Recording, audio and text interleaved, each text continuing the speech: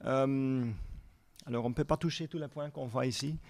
Mais en tout cas, cette image, ça donne déjà un vue sur la grande diversité des groupes des personnes d'origine rome à Bruxelles. En tout cas, bon, différence en quoi? C'est des gens qui viennent souvent de différents pays, de différentes régions dans les pays, des villes, des villages, etc. Alors il y a une grande différence entre des mentalités, des opinions, des activités qu'ils exercent, des stratégies de migration aussi. Il y a des grands groupes qui viennent d'abord faire une prospection avec une ou deux personnes qui s'installent chez des personnes qu'ils connaissent. Et après ça, de petit à petit, il y a la famille qui se joint avec eux. Il y a d'autres qui viennent tout de suite avec toute la famille, avec leur bagage, avec les enfants, sans beaucoup de préparation, etc. Il y a des réfugiés. Maintenant, il y a aussi des Syriens, des DOM syriens, comme ils disent, qui sont présents. Ce que les gens ils ont en commun, les gens qui immigrent actuellement ou qui sont immigrés les dernières dizaines d'années, ce n'est pas des nomades, ils sont sédentaires. D'habitude, ils ont leur village, leur appartement, leur cabane, leur chez-soi, en quelque sorte, dans leur pays d'origine. Alors, on ne parle pas ici des gens du voyage. Même si entre les gens du voyage, il y a aussi des Roms et des Manouches, et beaucoup de personnes avec une ethnie rome. Alors, les groupes dont on va parler ici sont beaucoup plus vastes que seulement les gens du voyage. Alors, ce qu'ils ont en commun aussi, ils cherchent bien sûr un lieu de vie stable en Belgique et à Bruxelles. Alors, le nombre de personnes, voilà, il y a différentes vagues de migration qu'on peut situer. La dernière grande vague de migration, on peut dire, ça doit être vers 2007, quand la Roumanie et la Bulgarie sont entrées dans l'Union européenne. Là, il y a pas mal de gens qui se sont installés, qui se sont inscrits, qui étaient déjà là aussi, mais qui se sont inscrits.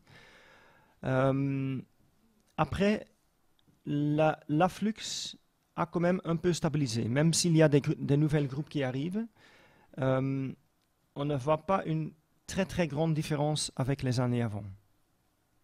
Sauf, depuis 2 ans, des réfugiés syriens, entre lesquels il se trouve quand même des centaines encore de personnes d'origine rome, mais ils disent DOM. Alors il y a beaucoup de différents groupes dans le Moyen-Orient, des Roms, des DOM, des LOM, etc. Alors, mais il y a une origine commune et une langue, même si c'est devenu assez différent et c'est un peu divergué dans le temps, il y a des racines communes dans la langue aussi, romanesque. Alors actuellement, l'estimation du nombre, en 2014, on a fait une estimation assez adéquate, assez détaillée dans les différents groupes. Alors, on était autour de 10 000. Actuellement, avec la venue des Syriens, ça doit être quand même plus que 10 000 dans la région de Bruxelles-Capitale. Actuellement, il n'y a pas non plus des perspectives d'entrée massive. Et le flux selon les Roms, a dépassé le pic. Alors ils disent tous, oui, ceux qui voulaient partir et pouvaient partir, ils sont déjà partis depuis. En 2014, il y avait le marché d'emploi qui s'est ouvert aussi vers la Roumanie et la Bulgarie, le marché d'emploi de l'Union européenne. On a estimé, certains médias, certaines politiques, ils ont prédit une sorte d'influx massif des Roms, des gens de l'Europe de l'Est, mais finalement, ce n'a pas été. Il y a des gens qui cherchent du travail, qui sont venus pour chercher du travail, mais ce n'est pas des masses. Reste quand même, la raison de migration reste quand même plutôt la situation dans leur pays d'origine, alors plutôt des facteurs qui poussent les gens à partir, beaucoup moins que les facteurs qui attirent les gens, parce qu'il y a même eu des études sur la différence push-pull factor. Est-ce que les gens sont plutôt attirés vers nos pays par différents avantages, par une meilleure vie, perspective de meilleure vie, etc. Soit des facteurs qui leur poussent à partir de leur situation socio-économique. Et c'était beaucoup plus fort que les facteurs attirants, le boule d'air, l'appel d'air, c'est ça comme on dit souvent ici en Belgique. Alors la migration devient de plus en plus transnationale et intra-européenne. Transnationale, c'est-à-dire un mouvement de pendule entre le pays d'origine et le pays de l'Est, entre autres la Belgique. Il y a des groupes, comme parfois vous voyez, dans les tentes, même des Roumains de plus en plus maintenant, qui viennent ici, qui s'installent, qui essayent de travailler un petit peu, de mendier pendant la saison chaude, par exemple, et ils repartent après quelques mois. Et ils reviennent. Alors, il y a aussi des gens qui vivent à Bruxelles, qui ont une deuxième maison, on peut dire, dans leur pays d'origine, et qui vivent ici quelques mois en Roumanie, reviennent, etc. Alors, ils ont presque deux chez soi. Intra-européenne, il y a des groupes qui essayent de vivre, par exemple, en Grèce, des Bulgares qui partent en Grèce ou Turquie pour trouver du travail. À cause des crises économiques là-bas, ils repartent, ils reviennent à Bulgarie, ils repartent en Belgique ou soit ailleurs. Alors, dépendant des situations économiques et sociales pour les Roms, ils peuvent faire de nouvelles migrations. Ça, c'est souvent des petits groupes qui s'installent comme ça en Belgique aussi. Quand on parle des groupes, on doit vraiment commencer à dire que les groupes sont tellement divers et on peut dire aussi que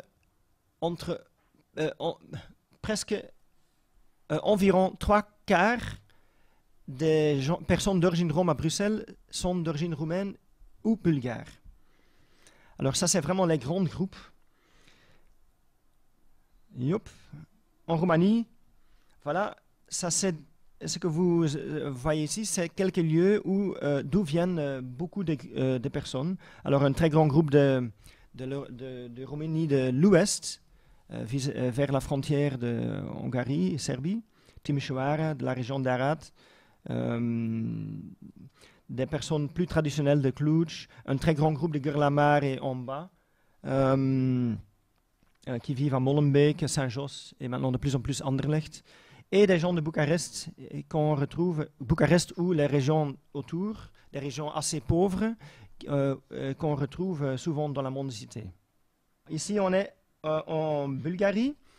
Les gens, la plus grande partie des gens, des Roms bulgares, ils viennent du nord de l'est de Bulgarie. C'est une région qui est assez turquisé, on peut dire, où il y avait les Ottomans qui, quand ils sont retirés, il y a beaucoup de Turcs qui sont restés dans ces régions-là, et les Roms, ils travaillent souvent pour des patrons turcs, ils vivent dans les quartiers, ils apprennent la langue turque, et ils s'identifient souvent en tant que Turcs.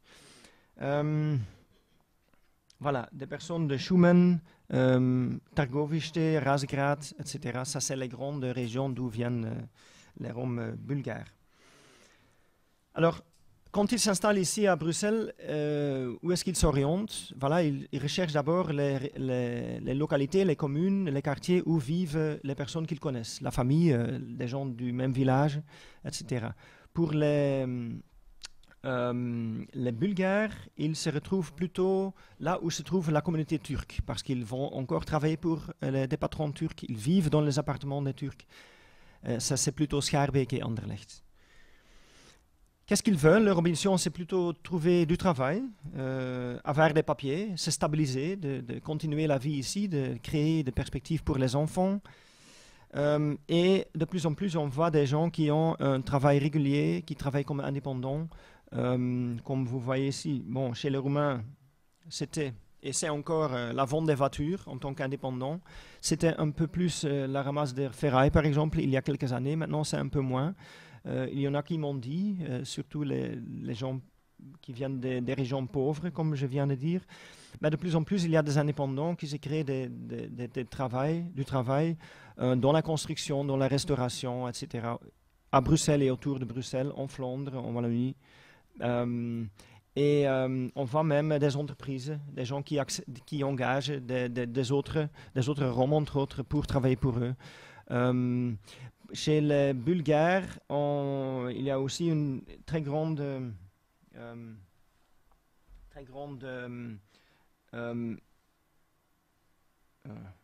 sais pas comment... Ok. Une très grande activité. Les gens sont entreprenantes aussi. Alors la plupart des Bulgares, Roms, ils travaillent quelque part. On ne les voit pas. Ils s'identifient pas toujours en tant que Roms, mais ils sont présents. Schaerbeek-Anderlecht, dans beaucoup de boîtes de horeca, des bars, des restaurants, surtout des restaurants turcs, on trouve presque toujours des Roms dans la cuisine, entre autres.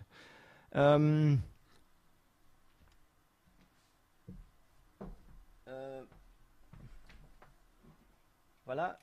Il y a des gens qui travaillent dans la restauration. Il y a de plus en plus des gens qui créent des boutiques. Voilà, ici la boutique Place du Conseil, Anderlecht. De plus en plus. Du chaîne Sofia, par exemple, il y a de plus en plus des Roms qui exploitent des boutiques, des bars, des restaurants. Il y a même une dancing, comment ça s'appelle? Discothèque, gérée par des Roms, etc. Mais voilà, la ramasse de fer, mais c'est beaucoup moins les dernières années. Faire le nettoyage en tant que titre-service, entre autres. Et des filles, surtout de Schlieven, qui sont dans la prostitution à Isère ou rue d'Aarschot.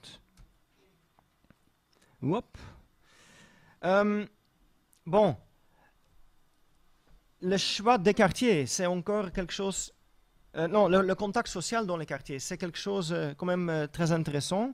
On voit que là où se trouvent des Roms dans des quartiers de concentration, ils se regroupent parce qu'ils, comme je viens de dire, ils connaissent les personnes. C'est des gens souvent du même ville ou village, de la même famille. Mais aussi, la religion joue un rôle.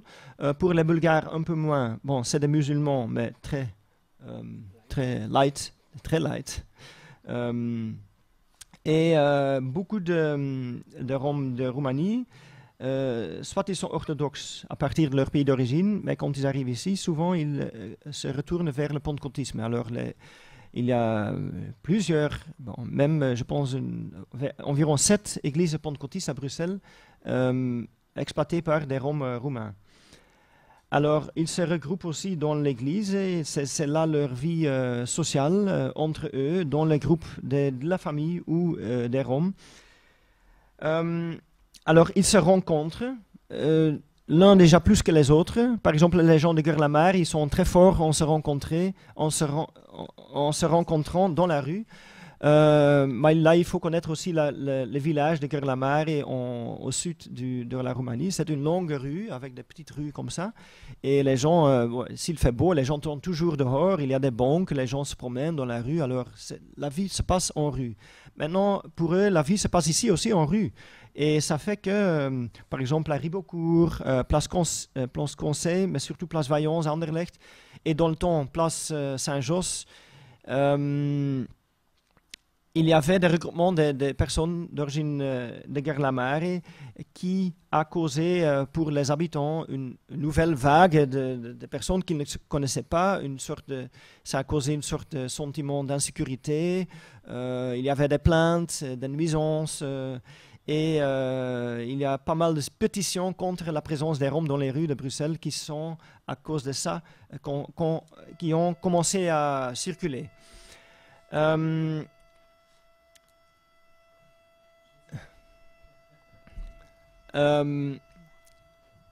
Alors, actuellement, on essaie de gérer les situations parce que parfois c'est assez bon, on ne peut pas dire explosif, mais quand même, Il y a l'agressivité, quoi. il y a une très grande intolérance, on peut dire. Et si on se met autour du table, c'est très intéressant de le voir, avec la police, avec les gardiens de la paix, éducateurs de rue, etc.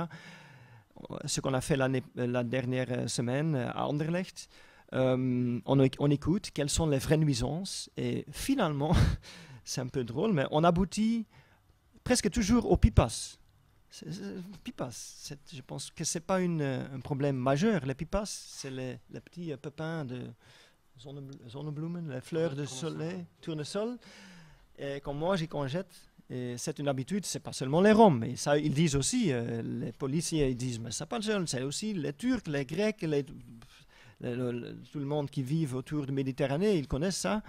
Et alors, c'est d'autres groupes qui font ça aussi. Alors, quelles sont les vraies nuisances? Oui, c'est plutôt la présence massale des enfants, des familles, des hommes, des femmes dans la rue. Et bien sûr, parfois, ils laissent une canette. Les enfants, ils prennent, quand les clients, Place Vaillance, les clients des bars, des terrasses, qui sont partis, ils prennent le sucre de la table, etc. Alors, tout ça, ça crée pour les habitants, une certaine nuisance qui va tellement loin qu'on fait des pétitions.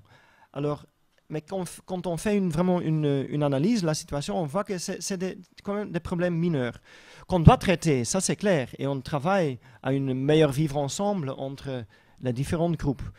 Mais il faut toujours essayer de nuancer et de mettre tout en perspective pour voir quel est le vrai problème et comment on peut trouver une solution. Alors, mais c'est vrai que ce qui manque souvent, c'est le contact avec les autres communautés. C'est vrai que c'est des groupes qui sont assez à part, qui se rencontrent entre eux, mais qui ne cherchent pas vraiment beaucoup de contact avec des services réguliers, sauf si en urgence, ou avec des groupes autour. Et là, c'est un point de travail sûrement pour les équipes de chaque commune. Alors, il y a pendant les années qu'on a travaillé avec les Roms à Bruxelles, il y a quand même pas mal d'évolutions qu'on a constatées. On a eu la chance de travailler quand même plusieurs années.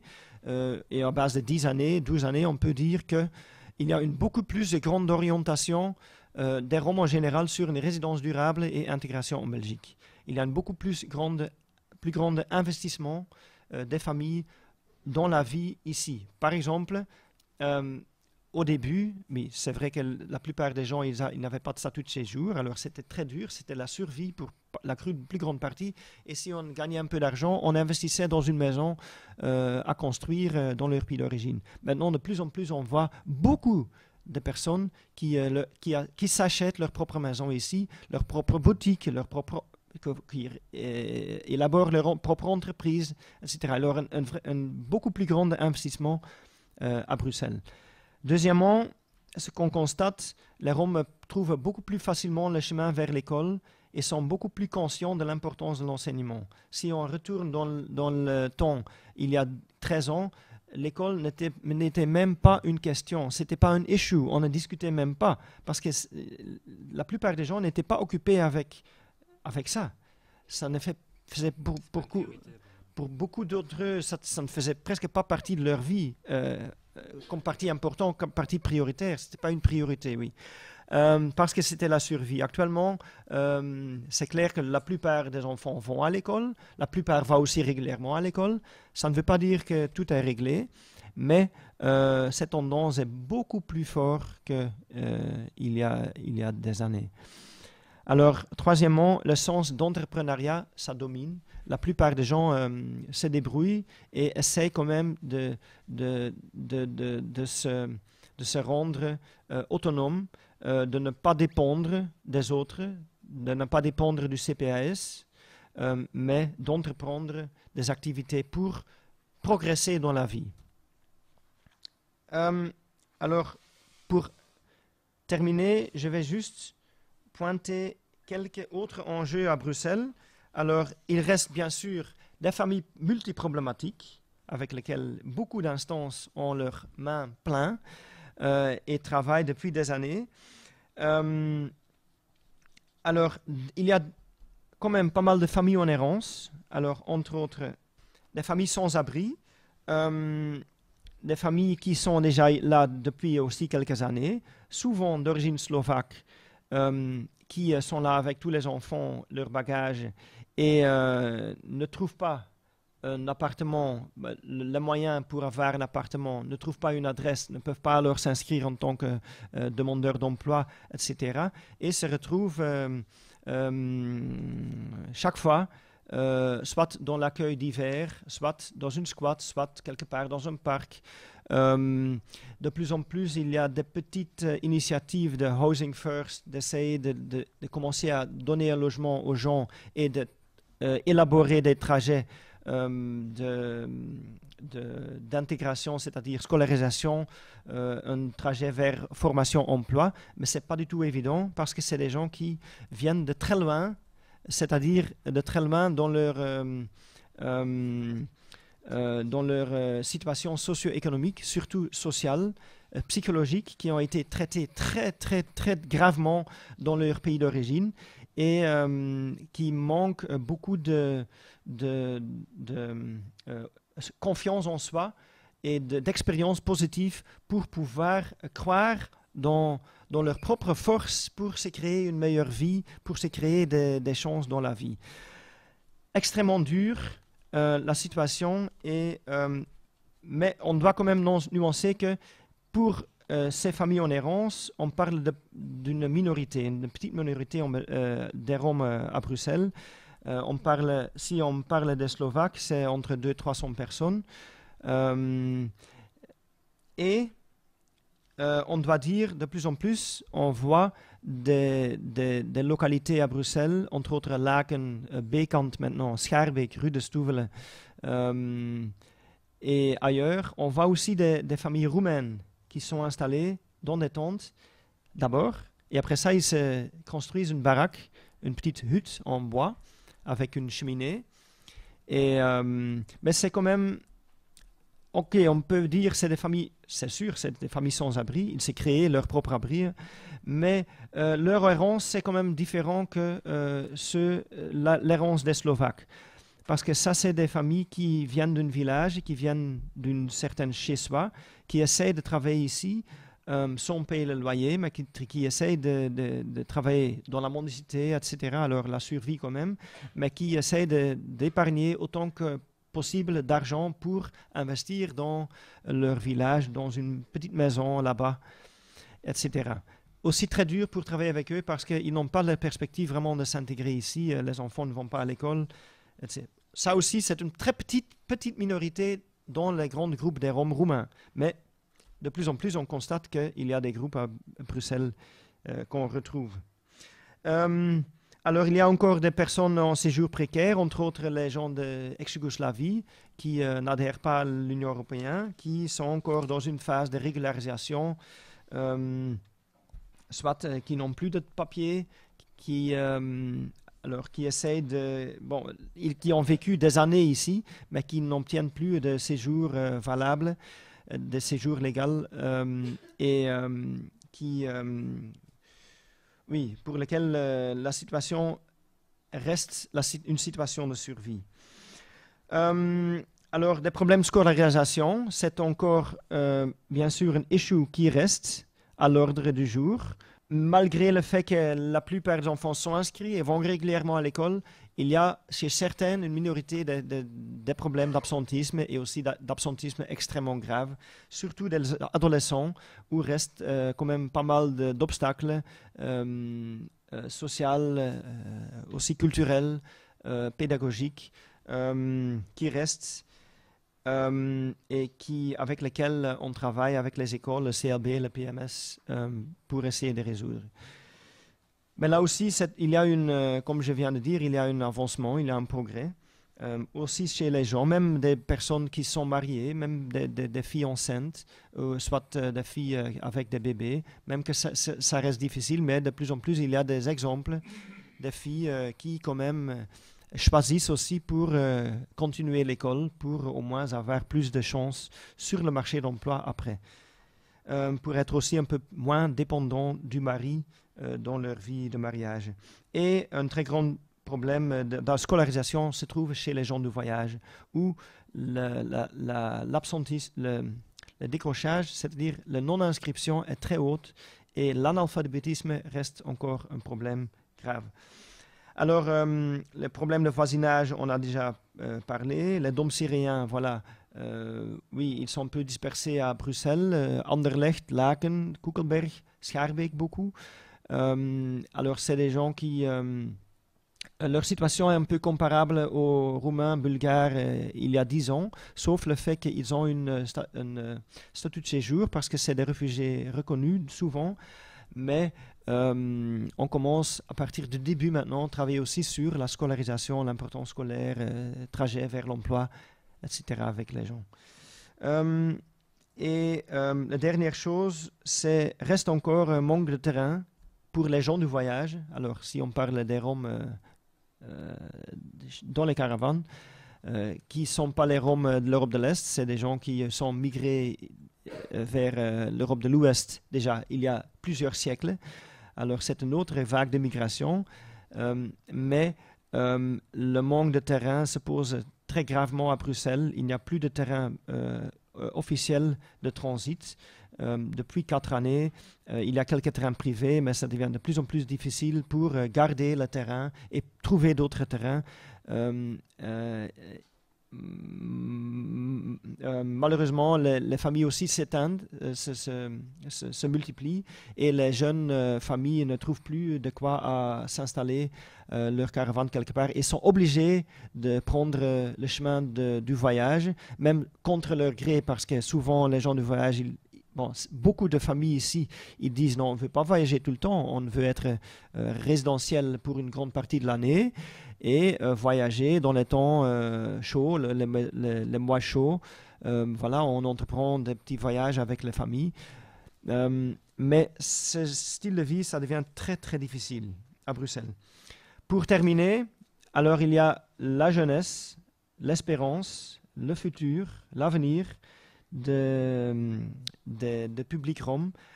Beaucoup des jeunes sont nés ici, sont éduqués ici, ont suivi l'école. Alors, ils ont aussi incorporé des éléments culturels, sociaux, etc., de leur environnement, de leurs amis, leurs copains multiculturels.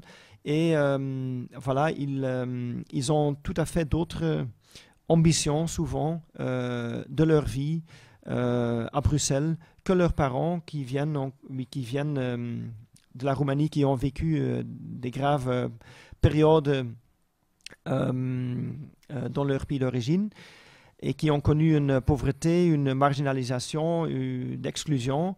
Mais la jeunesse, je pense qu'il montre chaque jour. Entre autres, au foyer, il y a un centre de formation. Maintenant, ce n'est plus foyer, mais c'est groupe intro. Ils montrent qu'ils veulent vraiment avancer dans la vie. Ils veulent se créer leur propre foyer, leur propre emploi, avoir leur propre maison, leur propre petite famille. Et ce n'est pas seulement pour les garçons, mais de plus en plus aussi les filles. Je pense que même au Forming Center, il y a plus de filles que des garçons actuellement, si je ne me trompe pas. Et alors là, chaque jour, on voit qu'il y a une très grande force qui vient des jeunes pour avancer, pour être bruxellois comme tous les autres. Voilà, ça c'est un peu en résumé ma présentation. Merci. Merci beaucoup.